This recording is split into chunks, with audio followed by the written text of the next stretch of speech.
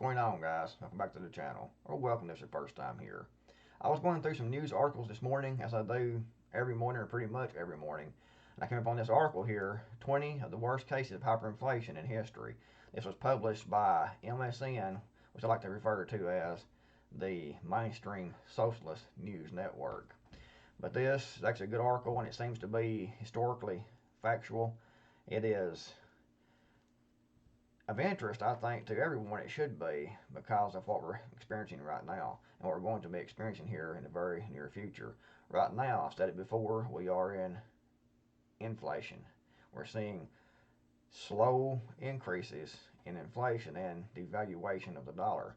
That's going to keep speeding up as time goes on, and I think within 6 months to a year, probably 6 months, in my opinion. However, they could stretch this thing out even longer. They've been known to stretch things out when it comes to the economy longer than I have expected. I expected the economy to collapse several years ago, actually. But right now, the writing is on the wall. And people who are way more intelligent about the economy and these types of matters than I am are saying the same thing.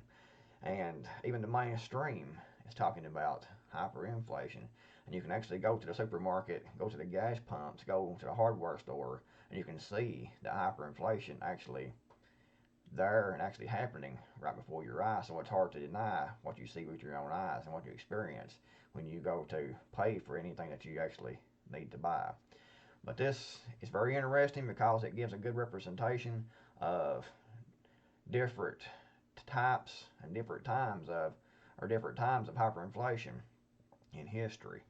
And you can go through this article. This one is articles that you have to scan through and flip through the pages. I don't like doing that, because what that is, when the website is set up that way, is they want to send you through different pages so they can gain more page views on that article. And the more page views on the article that they get, then the more ads that they can show you on that article. That's the whole point of having these articles like this. So I don't really like these like this, but it's a good article with good historical facts about hyperinflation.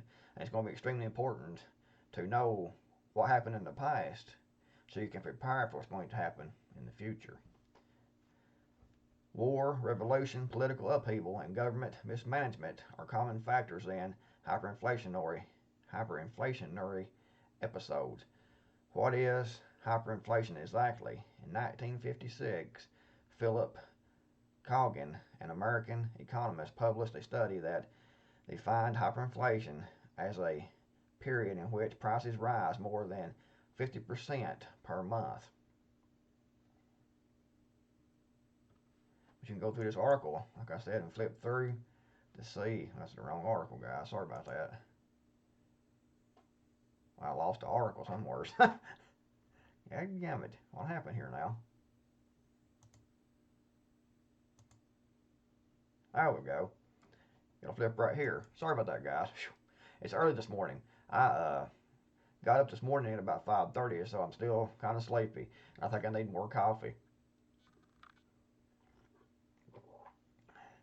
Greece, May 1941 to 1945.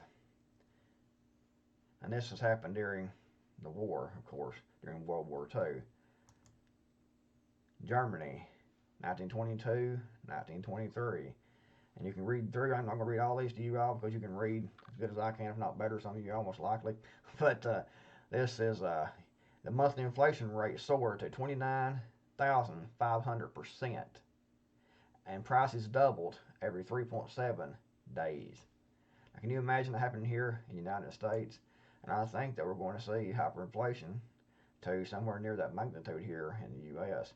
That's why it's important to prepare and to put back everything now that you're going to need, and stockpile as much as you can so you can hold out and be living on the prices of today and whenever you bought the products that you need. You know you're going to need food. You know you're going to need certain items, certain hygiene items, food and things like that. So it's best to go ahead and buy that in bulk now if you can, because it's not going to get any cheaper, and put that back till you'll have that when this hyperinflation kicks in. And when everyone else is standing in line trying to pay $50,000 for a piece of plywood or something like that, then you already be set. You won't have to worry about it anymore because you already have what you need. Hopefully, the thing is though, even with hyperinflation, it lasts for many years usually. So it takes us a long time, and for it to work its way through, and it is almost impossible to actually store back, enough food to last 10 to 20 years. And I see this downturn in the economy in the United States falling down in the pecking order, the world pecking order, lasting. It could be permanent, but I think it will be at least a decade or two. This is going to keep progressing forward, and it's almost impossible, like I said, to actually put back enough food and supplies and gear to last a lifetime, to last a decade, to last 2 decades. It's almost impossible financially and with space and everything, and so you have to learn how to become more self-reliant. However, having your food stockpile, a year or 2 year food stockpile, or even more, will buy you time. Will buy you time to figure things out, to work through what's going on and figure out the best approach. And then if you are self-reliant on your own property, through gardening, raising domestic animals, being able to hunt and trap and know about foraging and things like that to help supply what you need, what you run out of, then you'll be in the best case situation. But trying to store back, a decade worth of food can be done if you have enough room and enough money to do that. However, most people won't be able to do that, so you need to think long term. What will you do when your food and your supplies, those must-have supplies, actually run out? What are you going to do? How are you going to replenish that? You need to know how to be self-reliant. You need to be set up on your own property to be self-reliant if at all possible. You also need to have barter skills. Barter items is one thing, but having barter skills is even better, in my opinion. Because if you have barter items, then you're limited to how much you can stockpile. Granted, you can keep bartering and trading, and you might be able to actually increase your stockpile if you're smart about it. However, if you can barter skills, like you can repair things, you can build things, you have skills that are needed and necessary for people to stay alive, people to keep living a normal as possible life during a type of collapse like this, then you can barter those skills, indefinitely, as long as you have the tools to implement that and the physical ability and the mental ability to keep bartering your skills to others that need those skills for things that you actually need. So you need to stockpile everything you can. You need to become self-reliant on your own property as you can. You need to have barter skills. Think of what you can do in this new economy that we're going to be in. What skills you have that you can actually barter to someone else to have something you need. They need your skill. They need something you can do, and you need something that they have, so you can work an agreement out and actually barter. They get what they need, and you get what you need. But anyway, this is a great article, like I said, to read through. It's fairly short little pieces of information here. Zimbabwe is one that we're all familiar with, and you can see Zimbabwe gained independence from Britain in April 1980. And at first, the currency was valued at US $1.25. In the early 2000s, President Robert Mugabe initiated a land redistribution program, expropriating land from white farmers, meaning that they took the land from white farmers because they were a racist government, and giving it to the majority black population. Governmental mismanagement under Mugabe, I think it's the way his name is pronounced, I'm not sure, guys, eventually caused tremendous inflation, which reached a staggering 79.6 billion percent in November 2008, with prices doubling every 25 hours.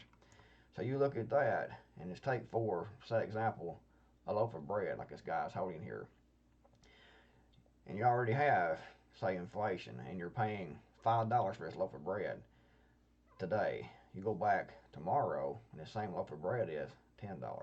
The next day it's $15. The next day it's $20. The next day it's $25. The next day it's $30. it definitely can get out of control very quickly, as you can see, as hyperinflation can. Hungary. And you can see down here it talks about the different, how much the inflation was at the time and what actually caused the inflation. China. This is nothing new, guys. Government run amok. Government who can print their own currency or actually borrow that currency from the Federal Reserve banking system will keep doing that because it's easy to spend money that they can get out of thin air. But that has consequences later on down the road. We can see by all these examples: Peru, France, Nicaragua, Ukraine, Chile, Bolivia, all Brazil. Prices doubling every 35.1 days. So see, it just can be different. You can have prices doubling like in Zimbabwe every day, prices doubling, or like here in Brazil, doubling every 35.1 days, which is about a double price every month. So that same loaf of bread you bought for $5 in a month will be $10. Another month will be $15. Congo, Armenia, people digging through the trash and trying to find something they can probably eat or something they can barter. That happens a lot when you have hyperinflation and economic collapse. The people will go look through trash, will scrounge for things to try to get something to barter, something to trade, or something to actually eat. Philippines, Taiwan, Poland, Argentina. This is another one that us preppers like to talk about a lot. And you can see here prices doubled every 19.4 days. And then monthly inflation rose. Then the monthly inflation rate rose to 197%.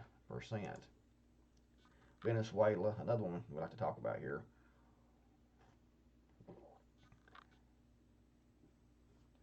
Says, for example, a bag of milk powder costs more than a person earning minimum wages paid in a month. So think about that, guys. If you can get a job, if you can actually work and earn a salary, in Venezuela, which is still going on, the economic collapse is, and the hyperinflation. So you work a month, and the wages that you earn will buy, hopefully, a bag of milk powder. How you gonna live on that? You're not. People's gonna be in a world of hurt. But anyways, guys, I thought you might enjoy looking at that article, looking through those slides where they talk about hyperinflation and the worst 20 cases of hyperinflation in history. Look through that, and you might want to do your own further research on some of those to see what happened, how the people survived, how the government reacted, because to know what's happened before, then you can see what's going to happen here. However, I think it's going to be worse here because in these examples, it was mostly in those countries. And I think what we're going to see in the future is going to be pretty much worldwide. It's going to be a worldwide hyperinflationary type scenario. Anyways, guys, let me know what you think in the comments below. If you liked the video, give it a like. Thanks, guys, for watching. Let me Creekmore out of here. And I'll see you guys in the next video, hopefully.